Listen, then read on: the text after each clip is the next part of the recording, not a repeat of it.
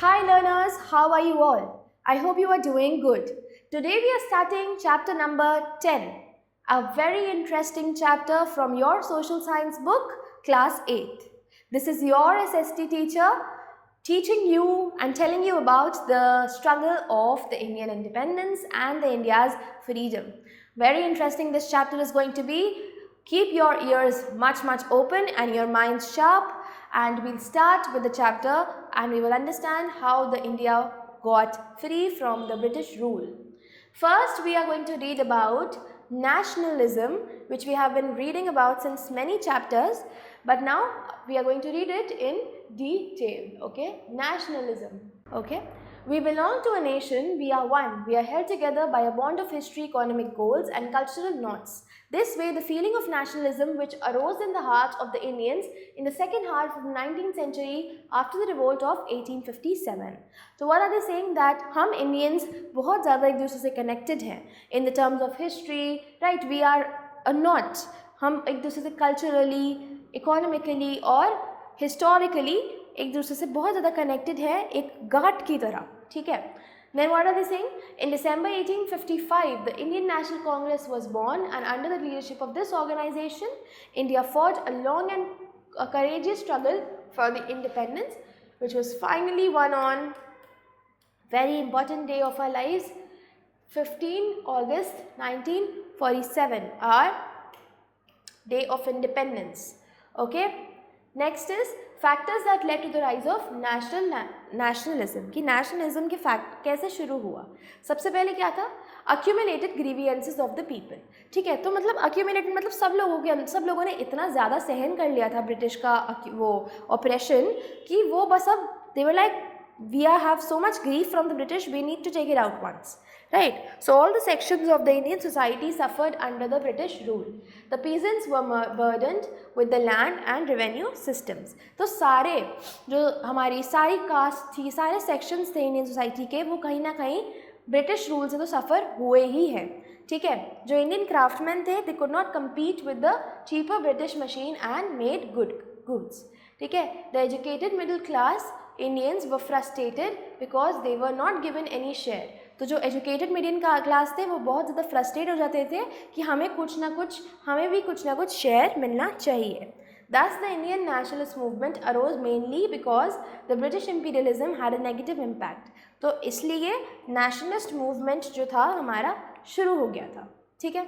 Next topic is administrative and economic unification of the country. The British administrative and economic policies united India into a nation. तो जो British की economic policies थी और administrations थी उनकी वजह से इंडिया यूनाइट हुई. ठीक है, the British had introduced a common administrative system, a legal system, modern transport, communication and economic policy. ठीक है, काफ़ी सारी चीज़ें हमारे ब्रिटिशर्स ने हमारे लिए करी थी, वो अच्छी चीज़ें भी करी थी जो हमारे लिए बेनिफिट करी गई. This was for the first time that all sections of the Indian society had faced a common enemy and a common method of exploitation. ठीक है, अब देखते हैं western thought and education. Western thought and education की मतलब western लोगों का क्या थॉट था इसके बारे में और उनकी एजुकेशन के बारे में. Western educated middle class Indians were exposed to modern democratic national and secular ideas. तो किस किस आइडियाज़ से, देखो आप देख सकते हो कौन कौन से आइडियाज़ से इन्फ्लुएंस हुए थे. Modern, democratic, rational and secular ideas. Okay, these educated Indians were the first to feel humiliation under the British rule and his evil effects. ठीक है, तो ये लोग फर्स्ट लोग थे जिन्हें ह्यूमिलेशन सबसे ज़्यादा फील हुई थी. ठीक है, they wanted strong, United and prosperous India. वो क्या चाहते थे कि इंडिया बिल्कुल स्ट्रॉन्ग हो, बहुत ज़्यादा प्रॉस्पेरस हो, बहुत ज़्यादा यूनाइटेड हो. ठीक है, the Indian educated people were inspired by the ideas of the French and American revolutions, and they wanted to emulate these revolutionary ideas of liberty and freedom. तो वो क्या चाहते थे? वो चाहते थे कि हम जो अपने आइडियाज़ हैं किससे इंस्पायर हों? हम इंस्पायर हों सारे फ्रेंच के लोगों से, सारे अमेरिकन लोगों से. ठीक है, और उनके जो रेवोल्यूशंस थे उनसे इंस्पायर हों. नेक्स्ट क्या है? Racial arrogance of the British. कि रेशियल चीज़ें कैसे, मतलब how people were discriminated on the basis of race. ठीक है, let's see about that. The British practiced racial discrimination against the Indians. The Indians were not allowed to enter the European clubs. Indians को बिल्कुल मना था कि तुम European clubs में नहीं जा सकते, ठीक है. एंड वो परमिट भी नहीं किया जाता था कि वो सेम कंपार्टमेंट शेयर करें in the same train. They could not even sit in the same compartment of a train. Arms act एक और एग्जाम्पल है रेशियल डिस्क्रिमिनेशन का, ठीक है. और लॉर्ड लाइटन ने ये पास किया था एक्ट 1857 में, ओके. 1857 में ये पास किया गया था. दैट क्या था वो एक्ट कि जो इंडियंस हैं वो अपने पास कोई भी आर्म्स या अदर डिस्क्रिमिनेटरी चीज़ें नहीं रख सकते, ठीक है. Strong protest by the British in India against the Albert Bill of 1833, which tried to give the Indian judges the power to judge the cases of the British and other Europeans, and withdrawal of the bill power proved that the British were not ready to give the equal rights to the people. ठीक है. और as a result of the discriminatory policies of the British, India felt very humiliated and they stood as one against the British rule. तो ये सब चीज़ों की वजह से जो इंडिया थी वो बहुत ज़्यादा ह्यूमिलेट होती थी, and they were as a team, now they were a team and they were fighting with the British people finally. Okay, आगे देखते हैं. This growing sense of nationalism led to formation of many political organizations in different parts of India. Example, Pune Sarvajanik Sabha, Madras Mahajan Sabha, Bombay Presidency Association. देखो इन सब के नाम आपको याद होने चाहिए, right? The most important of these associations was, सबसे ज़्यादा important कौन सी थी? The Indian Association of Calcutta. Okay, the IAC. You all can see the IAC was the most important association of all. ठीक है. Finally, the need of the All India organization led to the establishment of INC. तो finally IAO की वजह से हमारा INC Indian National Congress की शुरुआत हो गई, फाइनली इस्टेब्लिशमेंट हो गई. नेशनल, अब आप देखते हैं इंडियन नेशनल कांग्रेस INC, मैंने आपको पीछे बताया था INC के बारे में हम पढ़ेंगे. इंडियन नेशनल कांग्रेस के बारे में we are going to study very properly. Okay, the Indian National Congress कहाँ पे फॉर्म हुआ था? बॉम्बे में, जिसे अब हम मुंबई बोलते हैं. 28 to 30 दिसंबर 1885 में, ठीक है. मीटिंग ऑर्गेनाइज किसने करी थी? ब्रिटिश ऑफिसर ने, जिसका नाम था एलन ऑक्टावियो ह्यूमे, ठीक है. हमने सुना होगा इनका नाम, दादा भाई Naoroji, and a few other 72 delegates, और 72 डेलीगेट्स भी वहाँ पे प्रेजेंट थे इसकी पहली मीटिंग में, ठीक है. ये सब देख लीजिए आप. उमेश चंद्र बैनर्जी, दादा भाई नरोजी, बरुद्दीन त्याबजी, ठीक है, फिरोज शाह मेहता, सुंदेंद्र नाथ Banerjee, S. Subramanya Iyer, then Ramesh Chandra Dutt, Dinshaw, Idalji, Bacha, they were some of the people who attended the meeting. तो ये हमारा पैराग्राफ जो है it is very important because इसके अंदर हमारे सारे names हैं of the different people और जिसने attend करी थी, and they are very important for your exam point of view. Okay, now nationalism, Indian nationalism के बारे में देखते हैं. First is the moderates. The Indian national movements up to 1905 was dominated by the leaders who have been called moderates. These leaders wanted to persuade the British to give the Indians some participation. ठीक है. Their method of agitation was also moderate, based on petitions, meetings and speeches. ठीक है. तो जो इनका method of agitation होता था वो 3 बेसिस पे होता था: petition, meetings and, ठीक है, speeches. petition मतलब मैं प्रतिज्ञा means petitions, right? We say no, I take this petition, मैं प्रतिज्ञा लेता हूँ या लेती हूँ, right? That way. Meetings we know, जो हमारी सभाएं होती हैं, मीटिंग्स होती हैं. Then speeches is भाषण, right, from the people. Now the moderates wanted some representation of the Indians in the legislative councils. तो moderates चाहते थे कि Indians का भी representation हो, और they wanted Indians to be given high posts in the government service. और वो क्या चाहते थे कि Indians को एक proper government में एक service करने के लिए high post मिलनी चाहिए. So they demanded that the Indian civil service examination should be held.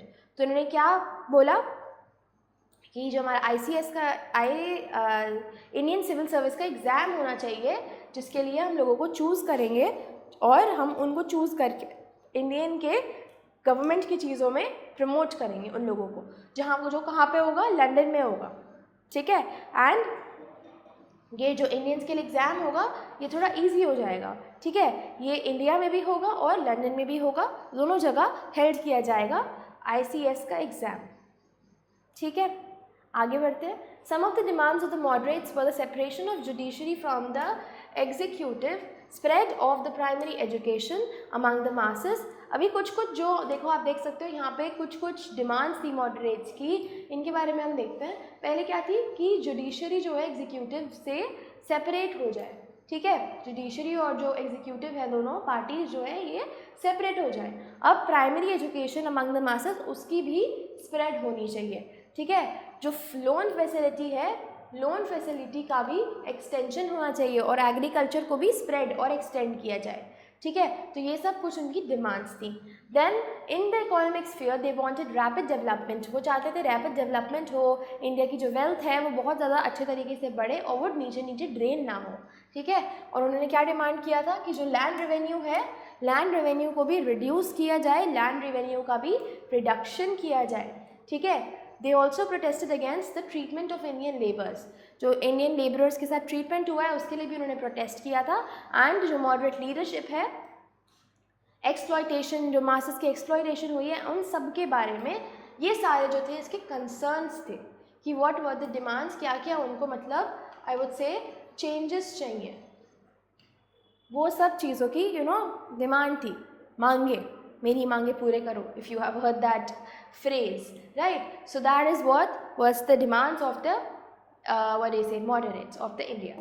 The moderate trusted the British and they believed that the British would accept the justice demands of the Indians.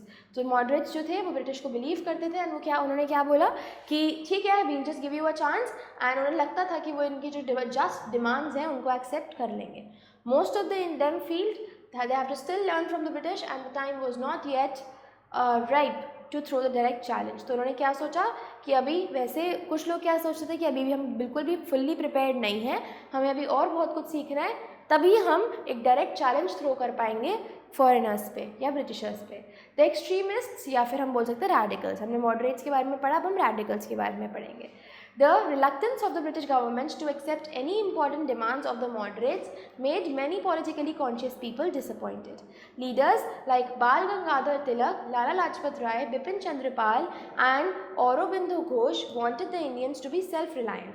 तो ये जो हमारे leaders हैं ये क्या चाहते थे कि जो Indians हैं वो self-reliant, self-dependent हों और किसी पे भी ऐसे dependent ना हो, वो अपने आप पे डिपेंडेंट और इंडिपेंडेंट हो, सबसे बड़ी बात है, ठीक है। They told the people that about the sad condition and कि कैसे उनको फियरलेस होना चाहिए और कैसे उन्हें स्ट्रॉन्ग बनना चाहिए। They deeply hated the British rule and declare the swaraj was their goal. तो उन्होंने क्या डिक्लेयर करा था रेडिकल्स ने कि जो स्वराज है SWARAJ, स्वराज मतलब मुक्ति, स्वराज मतलब इंडिपेंडेंस, ठीक है। कि अब जब तक हमें स्वराज नहीं प्राप्त होगा, हम तब तक हमारा गोल अब स्वराज ही है, तब तक we are not going to sit idly, we are going to work for our goal day and night, okay. The Tilak raised the slogan freedom is my worth, जो तो हमारे बाल गंगाधर तिलक जी थे, इन्होंने एक स्लोगन भी रेज किया था। What was the slogan? That freedom is my birth right and I shall have it. क्या बोला था उन्होंने? फ्रीडम जो है मेरा व्हाट डू यू से, इट्स माय जन्म सिद्ध अधिकार, राइट। सो ही सेज, उन्होंने क्या बोला था? फ्रीडम मेरा जन्म सिद्ध अधिकार है एंड मैं इस फ्रीडम को लेके रहूँगा। I will definitely work for the freedom my country has been longing for, okay. They had deep faith in the strength of the masses and they planned to achieve Swaraj through the mass action. Next क्या है? सूरत split के बारे में हम पढ़ते हैं, ठीक है। The difference in the policies and methods of the moderates and extremists finally led to the split between two Surat section of the INC in the 1907। तो इसकी वजह से फाइनली एक स्प्लिट हुआ। क्या था? द कांग्रेस जो हमें है, the Congress remained under the control of the moderates. जो कांग्रेस थी वो under the control of the moderates रही और जो एक्सट्रीमिस्ट थे वो एक्सक्लूड कर दिए गए, ठीक है। एक्सट्रीमिस्ट को एक्सक्लूड कर दिया गया एंड कांग्रेस किसके अंडर काम कर रही थी? कंट्रोल ऑफ मॉडरेट्स, ठीक है। अब देखते हैं पार्टीशन ऑफ बंगाल क्या था।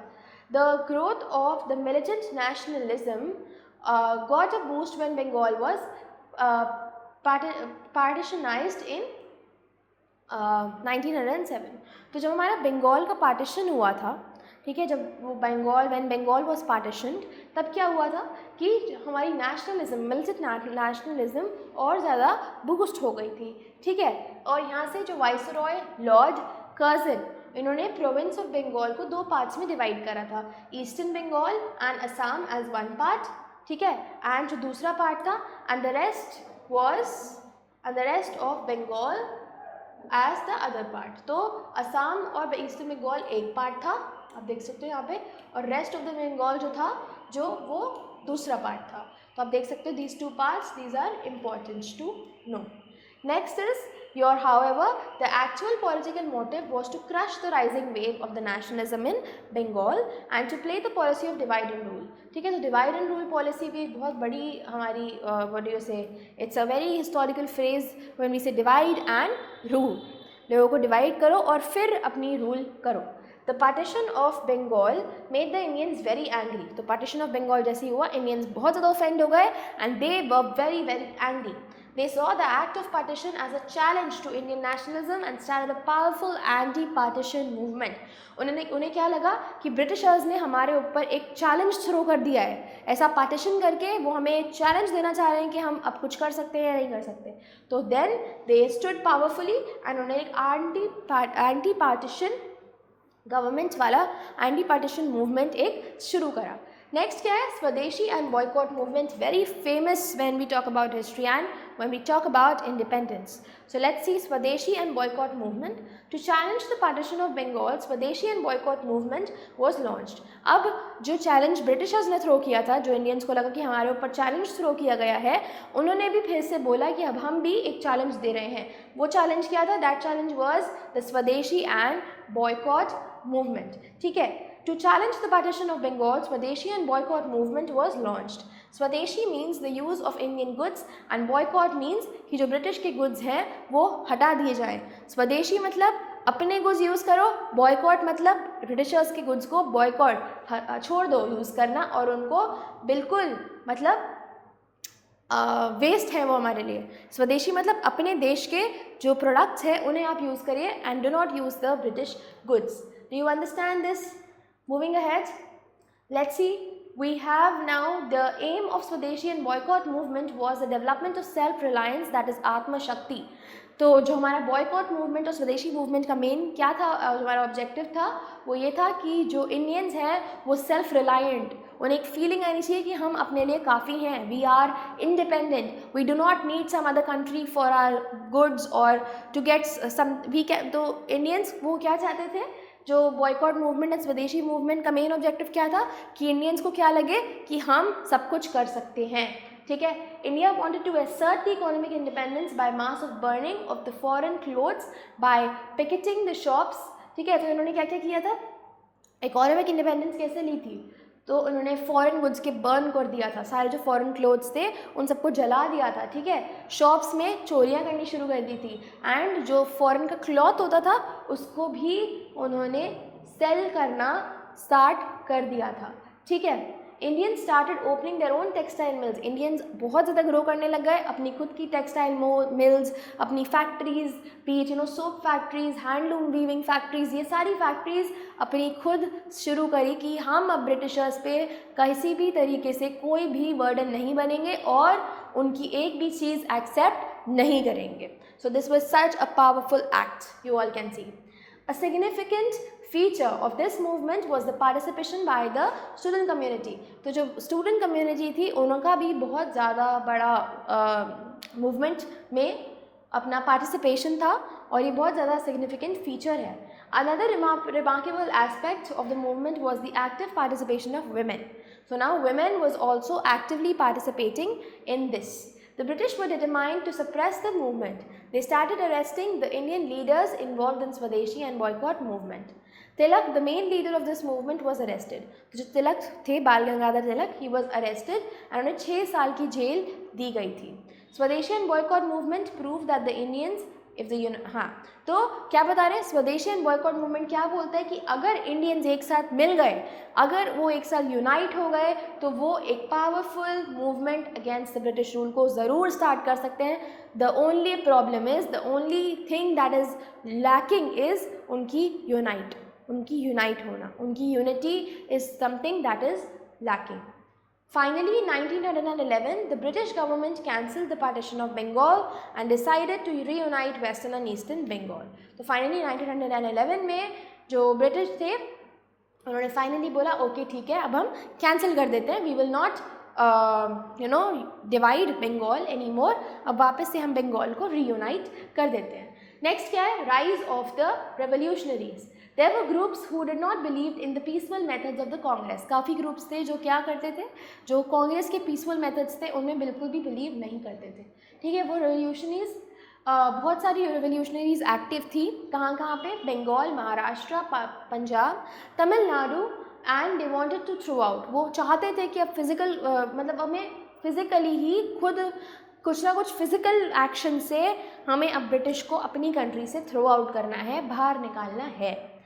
As the revolutionary newspaper, युंगतार, a Bengali revolutionary newspaper, आप देख सकते हो इनका नाम, ठीक है. Force must be stopped by force. Very amazing line. Force should be stopped by force. कि अगर कोई तुम्हें फोर्स कर रहा है कोई चीज़ के लिए, तो तुम भी उसे ऊपर से फोर्स कर दो. So force must be stopped by force. ठीक है, तो ये वाली फोर्स इसके अंदर ब्रिटिश को बताया गया है और ये वाली फोर्स हमारे इंडियंस को बताया गया है. ठीक है, now what they have saying, in 1908 Khudiram Bose and Prafulla चक्की, 2 men, threw a bomb at a carriage near Kakori which they thought was occupied by the king's fort. ठीक है, the revolutionaries also established centers of the activity abroad.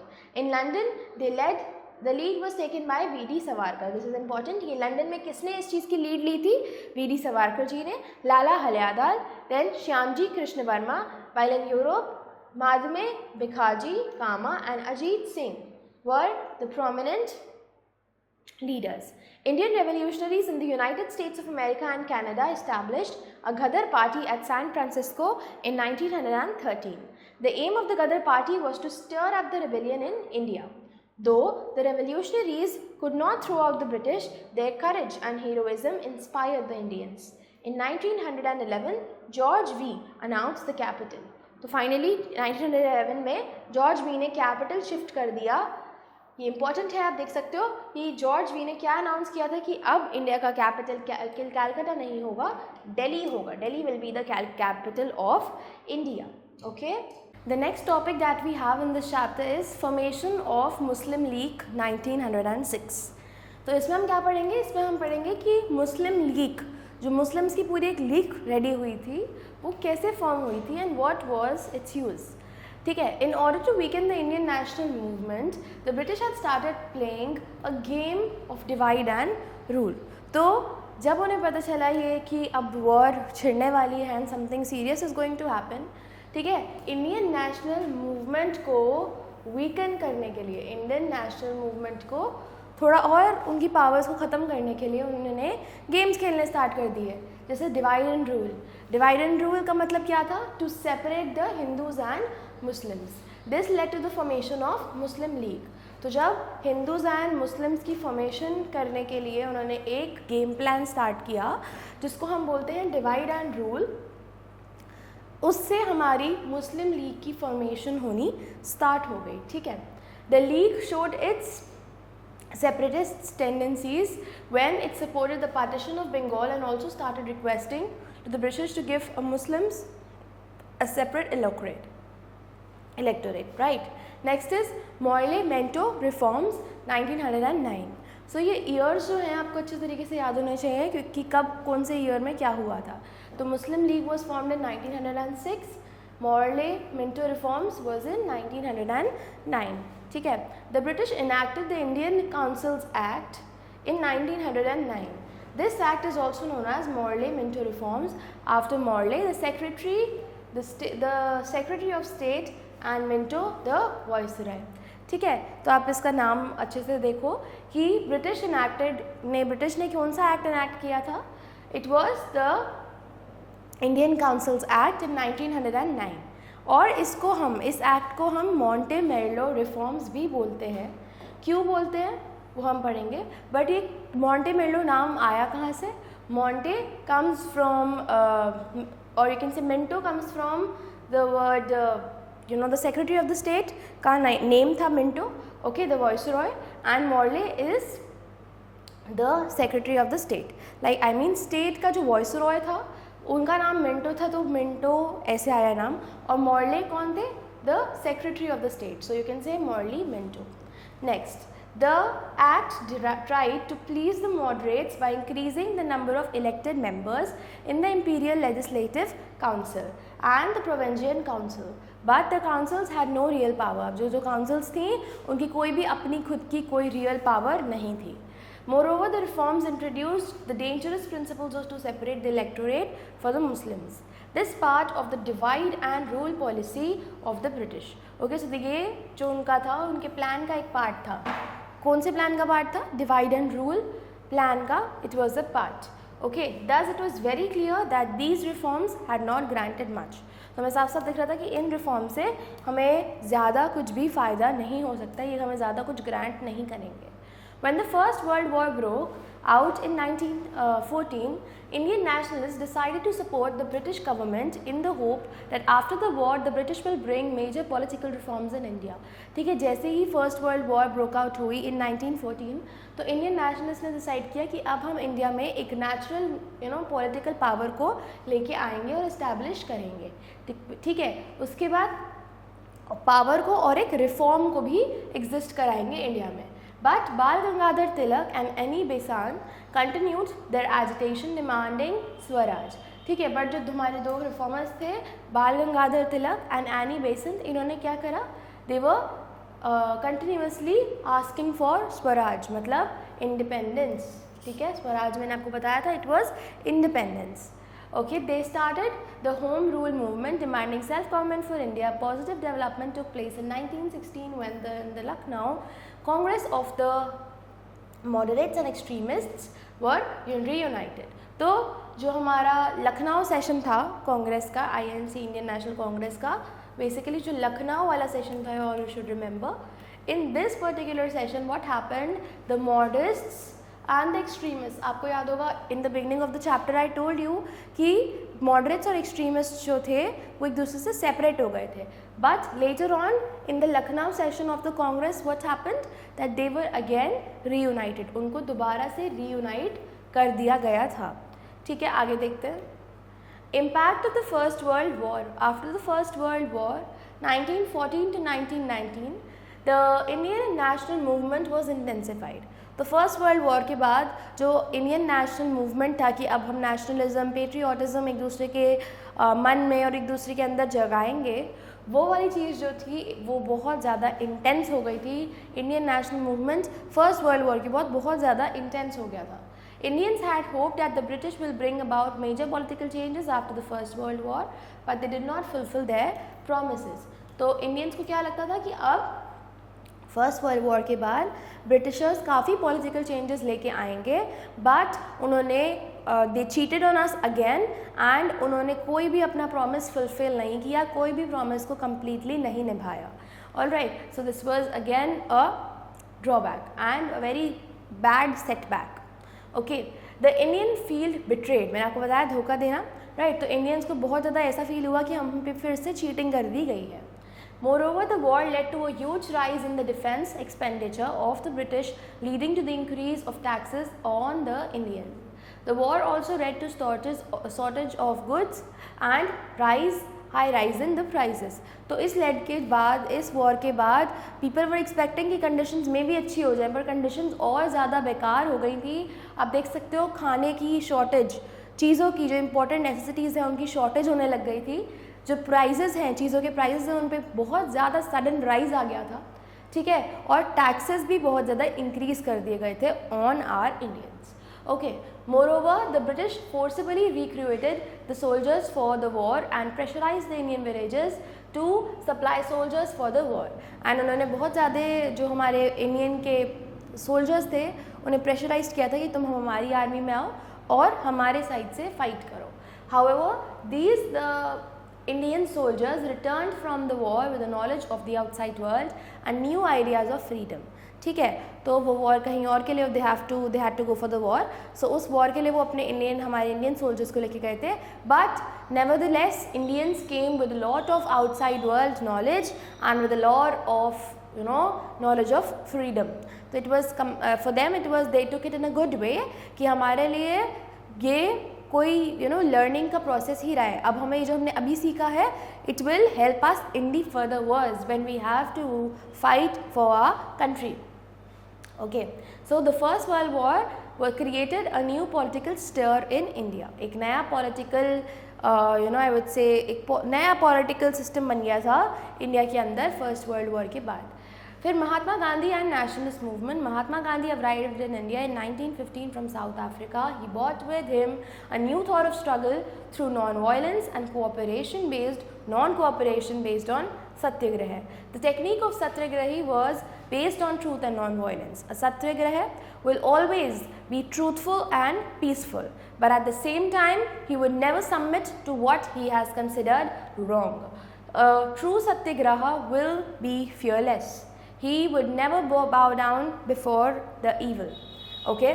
According to Gandhiji, non-violence was not a weapon of the weak. Only the strong and the brave could practice it.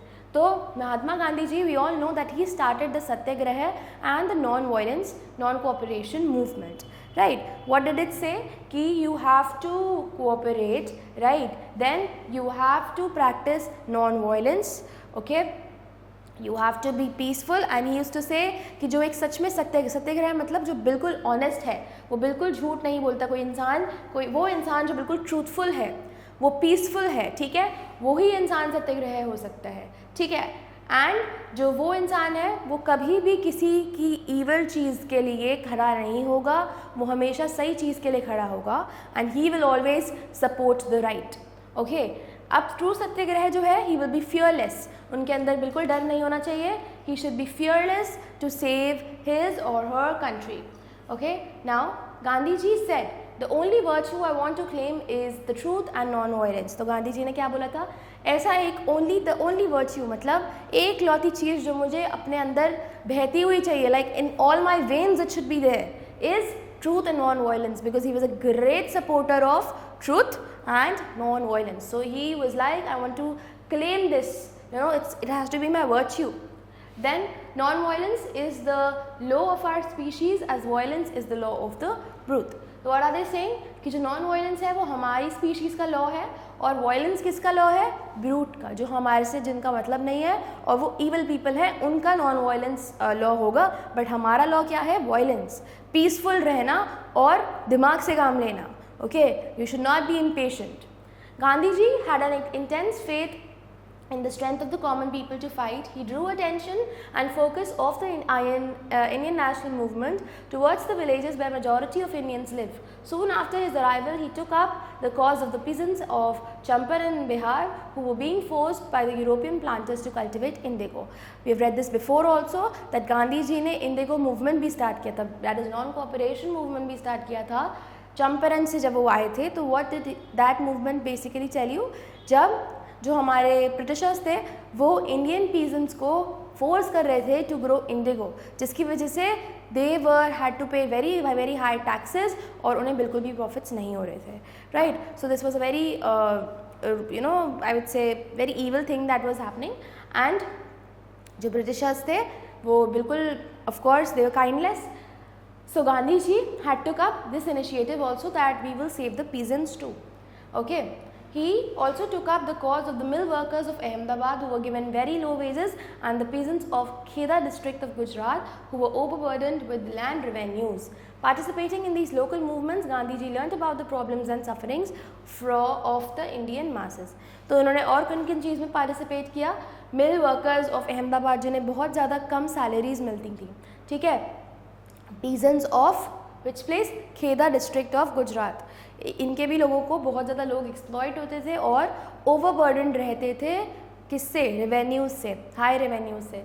तो उसके लिए भी उन्होंने बहुत ज़्यादा work किया, ठीक है। और ये सारे जो लोकल मूवमेंट्स थे जिन्होंने जिनमें गांधी जी ने पार्टिसिपेट किया, उन मूवमेंट्स में बहुत ज़्यादा चेंजेस आए और उन्हें समझ भी आया कि इंडियंस कितने ज़्यादा सफ़र कर रहे हैं। एंड ये नहीं कि बहुत कम स्केल पे या बहुत कम Indians, as a society lot of Indians are being exploited and they are suffering very badly. Okay, apart from fighting for the freedom of India, he also took up the cause of Hindu-Muslim unity. He fought all his life against untouchability and he strongly advocated the rise of social status in the Indian women. Next is the Rowlatt Satyagraha. Okay, in March 1919, the British government in India passed the Rowlatt Act. तो British government ने राउलट act को कब पास किया था? 1919 में राउलट act को पास करा गया था, ठीक है, जिसके अंदर क्या बोला गया था कि गवर्नमेंट किसी भी उस इंसान को अरेस्ट या इम्प्रिजन कर सकती है जिसके पास कोर्ट का, ठीक है, कोर्ट का ट्रायल या कन्विक्शन, मतलब एक्सपीरियंस कोर्ट में जाने का या कोर्ट में प्रैक्टिस करने का एक्सपीरियंस ना हो। तो ये राउलट एक्ट था, ठीक है। अब इंडियंस जो थे वो स्ट्रांगली अपोज करते थे इस एक्ट को, और इस एक्ट को मतलब they used to hate this act, और इसको उस एक्ट को क्या बुलाते थे? Black act. गांधी जी ने डिसाइड किया कि एक सत्याग्रह, इसके अंदर भी, इसके अगेंस्ट भी एक सत्याग्रह लॉन्च होना चाहिए, ठीक है। तो the first nationwide satyagraha led by Gandhi ji, तो ये सबसे पहला सत्याग्रह था जो it was in such a large scale, और वो पूरा नेशन में फैला था। Okay, it was not in a particular place but it was spread in the whole nation, ठीक है। अब बहुत सारी हड़ताल, बहुत सारी स्ट्राइक्स, प्रोसेशंस, डिमॉन्स्ट्रेशंस, ये सारी चीज़ें बहुत कुछ हो गई थी। आपको पता होगा हड़ताल का मतलब स्ट्राइक लग जाती है जब किसी चीज़ पे, राइट। तो वो पूरा अपना स्ट्राइक लगा दी थी उन्होंने, हड़ताल लगा दी थी, पूरी कंट्री में ऐसी कंडीशंस हो गई थी। It was during this time that one of the worst political crimes, the infamous Jallianwala Bagh massacre took place. तो इस ही टाइम पे, राउलट एक्ट के टाइम पे ही जो Jallianwala Bagh massacre, if you all have heard about it, Amritsar में जलियांवाला बाग इज़ प्रेजेंट, वहाँ पे बहुत ज़्यादा प्रॉब्लम्स हुई थी and a lot of people died, ठीक है।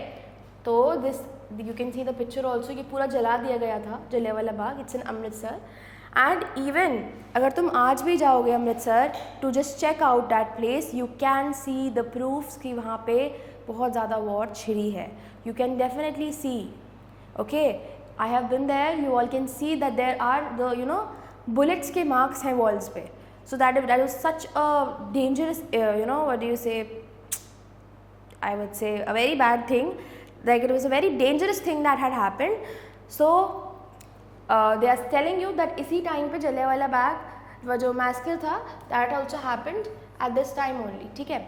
जो हमारे military commander of Amritsar general Dyer थे उस टाइम पे, ठीक है, उन्होंने क्या ऑर्डर किया कि सोल्जर्स एक जो लार्ज क्राउड पे है और arm soldiers to open the fire at large unarmed. तो उन्होंने अमृतसर के जो जनरल डायर थे उन्होंने ही ये इनिशिएट कराया था कि अनआर्म्ड मतलब जिनके पास कोई भी गन्स या वगैरह कुछ भी नहीं है, और आर्म मतलब जिनके पास सारे वेपन्स अवेलेबल है।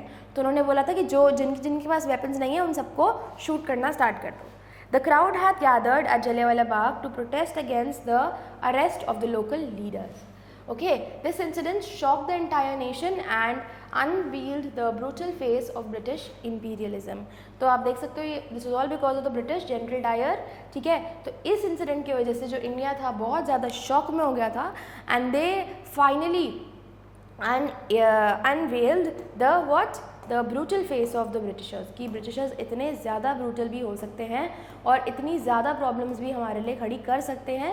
That was a very sad thing to understand. Okay, next one we have this case study, Khilafat issue is there, Khilafat movement is there, you can just give it a read yourself. Okay, then we have further evolution of the Indian national movement 1922 to 29, ठीक है। Formation of Swaraj Party. After the withdrawal of Khilafat and non-cooperation movement, some congressmen led to the Chitra Rajan Das and Motilal Nehru formed the Swaraj Party, a party with the Congress, ठीक है। तो एक party Congress के साथ मिलकर बनाई गई थी जो थी हमारी स्वराज पार्टी, ठीक है। They decided to fight the elections of the legislative councils. उन्होंने क्या डिसाइड किया था कि जो लेजिस्लेटिव काउंसिल्स है हम उनके साथ इलेक्शंस फाइट करेंगे।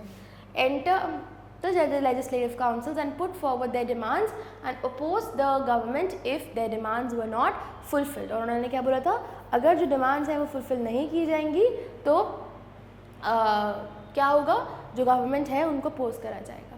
द रेवोल्यूशनरी मूवमेंट, अब revival of the revolutionary movement बहुत ज़्यादा इंपॉर्टेंट डिपार्टमेंट, बहुत ज़्यादा इंपॉर्टेंट डेवलपमेंट में शो होता है, ठीक है। Chandrashekhar Azad formed a revolutionary organisation. Chandrashekhar Azad ने एक ऑर्गेनाइजेशन फॉर्म करी थी, कहाँ पे, जैसे हम क्या बोलते हैं, Hindustan socialist Republican association, which is HSRA। This was the association formed by Chandrasekhar Azad. Okay, the revolutionaries wanted to organize a revolution by masses. Bhagat Singh and Bhatukeshwar Dutt, okay, please underline the names, इनका नाम देखो, Bhagat Singh and Batukeshwar Dutt ने एक bomb throw करा था, कहाँ पे, central legislative assembly पे, कब, ऑन 8 अप्रैल 1929। और उनका एम क्या था, उनका एम ब्रिटिश को किल करना नहीं था कि हम अब ब्रिटिशर्स को किल कर देंगे। देखो लिखा हुआ भी है यहाँ पे बहुत clearly, their aim was not to kill but to warn the British of this revolutionary spirit. तो उनका एम किल करना नहीं था, उनका एम सिर्फ ब्रिटिशर्स को वार्न करना था कि yes now please be careful. Okay, in Bengal the revolutionaries organised a well planned raid of the government armoury under the leadership of Surya Sen. An important aspect of revolutionary movement in Bengal was the participation of women। तो काफ़ी ज़्यादा बहुत बड़ा महत्व play करा है किस चीज़ ने, बहुत ज़्यादा important part है of the women in the revolutionary movement of Bengal। Okay, now the most important, Simon Commission 1927, ठीक है। In 1927 British government appointed a commission, एक कमीशन अपॉइंट किया था ब्रिटिश गवर्नमेंट ने, ठीक है, जिसकी वजह से क्या होगा, जो कॉन्स्टिट्यूशनल रिफॉर्म्स है वो सजेस्ट किए जाएंगे, ठीक है। Commission was named after the chairman Simon. तो आप देख सकते हो इसका नाम क्या है, साइमन कमीशन। और ये नाम किससे दिया गया है, कोई चेयरमैन थे, ठीक है, तो उनसे उनका नाम दिया गया, जिनका नाम साइमन था उससे नाम दिया गया है Simon commission. Since all the members of the commission were Englishmen, the Indian nationalists strongly protested against the commission। ठीक है, तो सारे जो इसमें इस सारे कमीशन में इस सारे ही इंग्लिशमैन प्रेजेंट थे, कोई भी इंडियन नहीं था। तो जो हमारे इंडियंस थे वो कम्प्लीटली अगेंस्ट थे, वो बिल्कुल भी इंटरेस्टेड नहीं थे इस कमीशन में। Wherever the commission went, it greeted with hartals, black flags demonstration and the slogan "Simon go back"।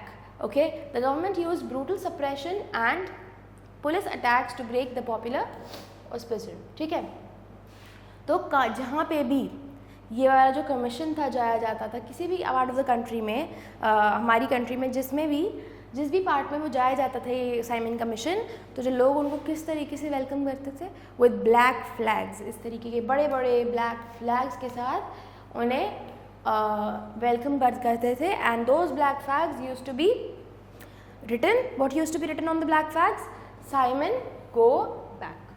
Okay, next page, next we have the Lahore session। ठीक है, तो लाहौर सेशन में क्या हुआ था, Congress in 1929 expressed the new militant spirit under the presidentship of Jawaharlal Nehru। the Congress passed the historic Pune Swaraj। तो finally जो पुणे स्वराज था वो भी पास कर दिया गया था, ठीक है। कंप्लीट इंडिपेंडेंस, मतलब पुणे स्वराज मतलब पुणे मतलब पूरा, स्वराज मतलब इंडिपेंडेंस, तो कंप्लीट इंडिपेंडेंस कब, on 31 December 1929 newly adopted tricolour flag of freedom was hoisted. So finally 31 दिसंबर को 1929 में ये फ्लैग, हमारा ट्राई कलर फ्लैग और national flag was hoisted. It was decided in the 1930 session. 1930 session में क्या डिसाइड किया गया था कि 26 जनवरी हमें हर दिन, जो मतलब हर ईयर 26 जनवरी को क्या बनाया जाएगा, रिपब्लिक डे सेलिब्रेट किया जाएगा। Okay, as you all can see, and 15 अगस्त हमारा इंडिपेंडेंस डे होगा। Okay, so I hope this is clear. Moving ahead to the next page, next we have the civil disobedience movement 1930। The civil disobedience movement was started by Gandhi ji on 12th March 1930 with the famous Dandi March। ठीक है, तो यहाँ पे क्या बता रहे हैं, ये सिविल डिसोबीडियंस मूवमेंट किसने स्टार्ट किया था, गांधी जी ने। जिसको हम दूसरे वर्ड्स में डांडी मार्च भी बोलते हैं, जो इस नाम से फेमस था, ठीक है। अलॉन्ग विद 78 फॉलोअर्स, उनके साथ ऑलमोस्ट 78 लोग थे। उन्होंने 375 kilometre from the Sabarmati ashram to Dandi, a village on the sea coast of the Gujarat में ट्रैवल किया था, ठीक है।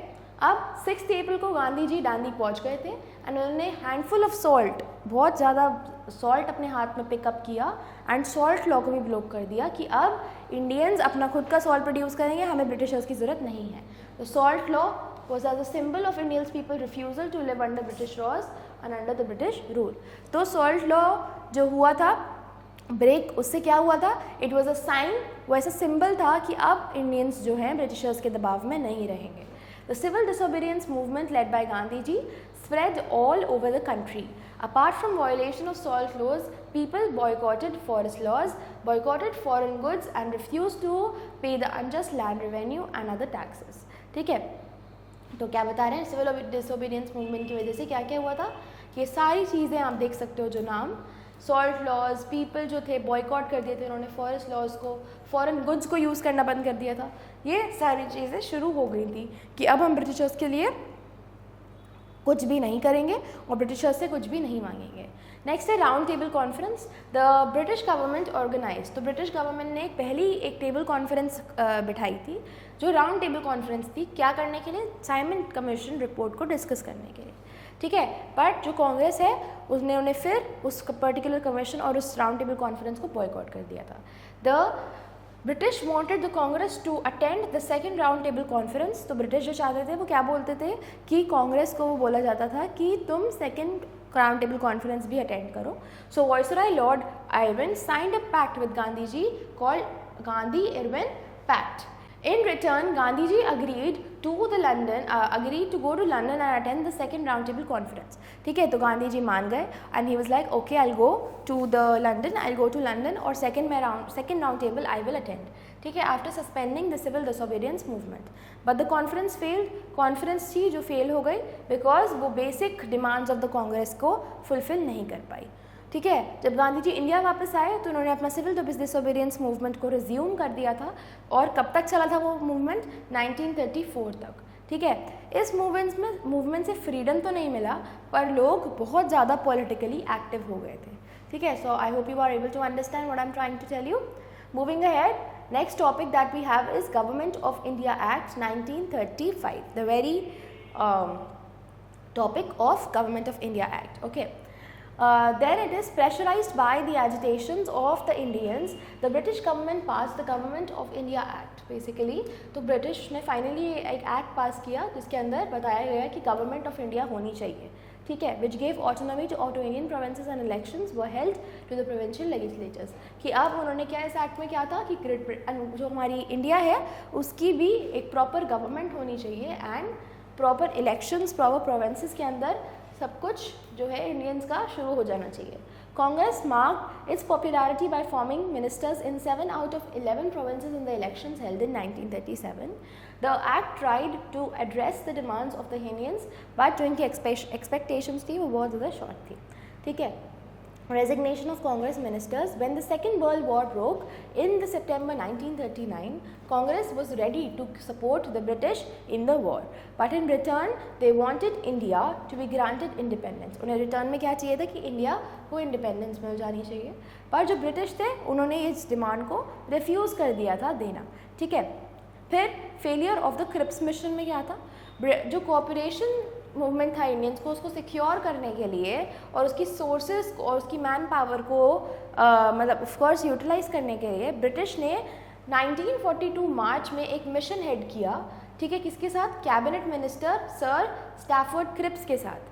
ठीक है, अब क्या है उसमें देखते हैं। But the negotiations failed, the Indian leaders were not satisfied with the vague promise to increase the number of Indian members in the Viceroy's Executive Council. तो क्या बोला गया था, ब्रिटिशर्स ने क्या बोला था कि एग्जीक्यूटिव काउंसिल्स में हम नंबर ऑफ इंडियंस को बढ़ाएंगे, टेंशन मत लो हम सब अच्छा करेंगे। बट इस बार इंडियंस ने बिल्कुल भी ट्रस्ट नहीं करा, वो बिल्कुल सेटिस्फाई नहीं हुए उनकी इस सब बातों से।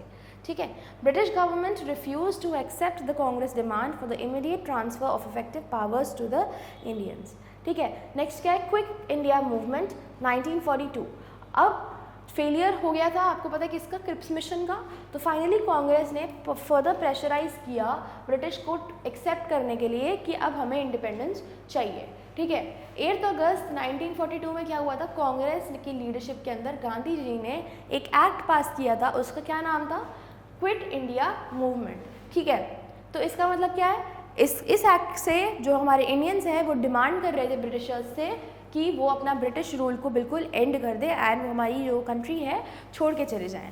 बट 9 अगस्त की मॉर्निंग को गांधी जी और सारे कांग्रेस लीडर्स अरेस्ट हो गए थे एंड कांग्रेस जो थी वो इलीगल डिक्लेयर कर दी गई थी। सोचो एकदम मॉर्निंग में 9 अगस्त को on the last day this has happened, but एक ही रात में इतना कुछ बदल गया एंड कांग्रेस और सारे जो गांधी जी के लीडर्स हैं और सारे कांग्रेस लीडर्स हैं उनको अरेस्ट कर लिया गया था। और क्या हुआ था, जो बोला गया था कि जो कांग्रेस है INC इंडियन नेशनल कांग्रेस वो भी इलीगल है। To the people attack the police station, police offices, railway station etcetera. In many places parallel governments were set up. तो काफ़ी लोगों ने पुलिस स्टेशन, पोस्ट ऑफिस को भी अटैक कर दिया था। But British try to crush the movement very harshly. ये ब्रिटिश का ही कुछ प्लान था और उन्होंने मूवमेंट को क्रश करने का सोचा जल्दी से, ठीक है। अब 8 अगस्त को गांधी जी ने क्या बोला था, I therefore want freedom immediately, this very right before dawn, if it can be had. I am not going to be satisfied with anything short of complete freedom, कि मेरे को कुछ भी नहीं चाहिए, कंप्लीट फ्रीडम से ज़रा सा भी, थोड़ा सा भी कुछ नहीं चाहिए, मुझे बस पूरा कंप्लीट फ्रीडम चाहिए। ये नहीं कि तुम मुझे आधा अधूरा फ्रीडम दे दो, आधा तुम्हारा आधा मेरा, no, I want complete freedom, ठीक है। Here is a mantra, a short one that I give you. The mantra is do or die. We shall either free our country or die in the attempt. तो उन्होंने क्या बोला, do or die situation हो गई थी कि या तो अब हम अपनी इंडिया को बचाएंगे, उसके लिए लड़ेंगे, या फिर ये करते करते, लड़ाई करते करते हमारी डेथ हो जाएगी, ठीक है। फिर अब क्या है, Indian national army and Subhash Chandra Bose. Subhash Chandra Bose, one of the most powerful nationalist leaders, escaped from India during the period to organize armed struggle against the British rule. तो वो चले गए थे इंडिया से क्या करने के लिए, एक आर्मी बनाने के लिए, ठीक है। He formed the आज़ाद हिंद फौज, that is Indian National Army. तो आप देख सकते हो इसका नाम पहले क्या बुलाया जाता था, अभी भी बुलाया जाता है actually, but what was the name initiated, Azad Hind Fauj. कहाँ पे, सिंगापुर में, to launch a military campaign for the liberation of India. Subhash Chandra Bose inspired the people with his powerful words, give me blood and I will give you freedom. ठीक है, कि तुम मुझे अपना खून दो, मैं तुम्हें आज़ादी दूंगा। You must have heard this in Hindi also. Subhash Chandra Bose, popularly known as Netaji, उन्होंने अपने बैटल्स फॉलोअर्स को एक बैटल ऑफ क्राई दिया, जय हिंद, ठीक है। तो इन्होंने ये स्लोगन निकाला था, जय Hind, okay. The INA joined the Japanese army in March to India from Burma. However, when Japan was defeated in the Second World War, INA too had to give up its plan. However, INA and its leader Netaji बहुत ज़्यादा inspiring what do you say example है when we talk about India and patriotism. Now, Indian nationalism after the Second World War. Second World War के बाद Indian nationalism में क्या changes आए और वो कैसी थी nationalism of India, ठीक है, देखते हैं। After the second world war British realise that they can not rule over India. तो सेकेंड वर्ल्ड वॉर के बाद उनको फाइनली ये बात समझ आ गई कि अब हम इंडिया पे रूल नहीं कर सकते और हमें अब इंडिया छोड़नी ही पड़ेगी, ठीक है। और उन्होंने क्या देखा, दैट इंडियंस अब नो लॉन्गर हमारी ह्यूमिलेशन को और फॉरेन रूल को अब फॉलो करेंगे, अब वो हमारे बिल्कुल अगेंस्ट हो चुके हैं। तो उन्होंने कैबिनेट मिशन भी भेजा इंडियंस को, ठीक है, कब, मार्च 1946 में, to negotiate with the Indians in terms of the transfer of the power to Indians. तो उन्होंने फाइनली एक भेजा कैबिनेट मिशन, ठीक है, जिसमें क्या लिखा था कि अब हम अपनी सारी पावर्स इंडियंस को ट्रांसफ़र कर रहे हैं। Cabinet mission suggested that India should be a federation while giving a large amount of autonomy to the provinces and states. But the Congress and Muslim League led by Muhammad Ali Jinnah, you can see the picture, Muhammad Ali Jinnah did not agree to the certain aspects of the proposal. But उन्होंने काफ़ी सारे जो aspects थे proposal के उनको accept नहीं करा, he did not agree, ठीक है। अब कोई भी option नहीं था पर partition, only the option that was left was partition of the country, क्योंकि जो हमारे जिसने हमारा मुस्लिम लीग को हेल्प किया था वो उनको ये बात अच्छी नहीं लगी। दे वर लाइक कि हमारा जो है हिंदू मुस्लिम India Pakistan should be divided. Next, The British policy of divide and rule helped in creating the rift between the Congress and the Muslim League. In 1940, the British League passed a resolution demanding partition of the country and created of a state to be called Pakistan. So finally, हमारे अब जो दो countries हैं वो divide हो गई थी, Hindus to be in India and all the Muslims to be in Pakistan. Of course, everyone was living in the Pakistan area only. तो एकदम से एक division हुआ और पाकिस्तान और इंडिया दो हमारी countries बन गई, ठीक है. Next, after the failure of cabinet mission, large-scale communal riots started in different parts of our country. On 16th August 1946, Muslim League launched the Direct Action Day to get Pakistan by brutal force. This was followed by Mahatma Gandhi toured East Bengal and Bihar to check the terrible riots. ठीक है, अब India wins the freedom. So finally India जो था, finally उनको अपनी freedom मिल गई. They finally gained independence. Now let's see this. Finally, Lord Mountbatten, the Viceroy of India, announced that India would be a free nation and a new state of Pakistan will be created along with free India. ठीक है, कि India free हो जाएगी और पाकिस्तान भी बन जाएगा. The nationalist leaders will be created a new free India. तो nationalist leaders भी बनेंगे, जैसे जैसे free India बनेगी वैसे वैसे leaders भी बनाए जाएंगे. The nationalist leaders reluctantly agreed to the partition in order to bring to an end the terrible communal riots. 15th August 1947 को हम अपना first day of freedom मनाते हैं, ठीक है. You can all underline this very important line. But the sense of joy was mixed with pain and sadness of partition. ठीक है, हम फ्री तो हुए बट हमारी ही कंट्री दो पार्ट्स में डिवाइड हो गई. तो that was they had mixed feelings कि पेन भी था और सैडनेस भी थी, ठीक है, और खुशी भी थी, ठीक है. The sacrifices of generations of patriots and martyrs had borne fruit. ठीक है, उन्होंने क्या बोला कि सारी जो sacrifices थी generations की, सारे जो sacrifices थे वो finally अब हमें कुछ अच्छा फल देंगे, हमारी finally मेहनत का कुछ फल निकल गया, ठीक है. In a historic address to the nation of 14th August every night in 1947, Nehru put into poetic words of the feeling of the India where he said, let's see what Nehruji said. Long years ago we made a tryst with destiny, and now the time comes when we shall redeem our pledge, not wholly or in full measure, but very substantially. That very दिमाग से हमने बहुत ज़्यादा दिमाग से अपनी इस जीत को पाया है, ठीक है. At the stroke of the midnight hour, when the world sleeps, India will awake to life and freedom. तो उन्होंने ये बात बोली थी कि अभी तो मिडनाइट हो रही है. उन्होंने ये बात कब बोली थी? 14 अगस्त की रात को. तो उन्होंने क्या बोला? जब अब तुम कल उठोगे, whenever you're going to wake in the morning tomorrow, you're going to wake with the sense of freedom. तुम जब उठोगे तुम as a free individual, free country की तरह उठोगे, and not like how you used to live before for so many years under the British. ठीक है. अब at the same time elsewhere और कहीं कहाँ पे क्या हो रहा था देखते हैं. Like India, Sri Lanka also was a colony of British Empire. Sri Lanka भी बहुत ज़्यादा problems में थी. During the Second World War, Sri Lanka was an important military base from where the British took for the Japanese. ठीक है. In Sri Lanka also nationalist movement start हुआ था, ठीक है.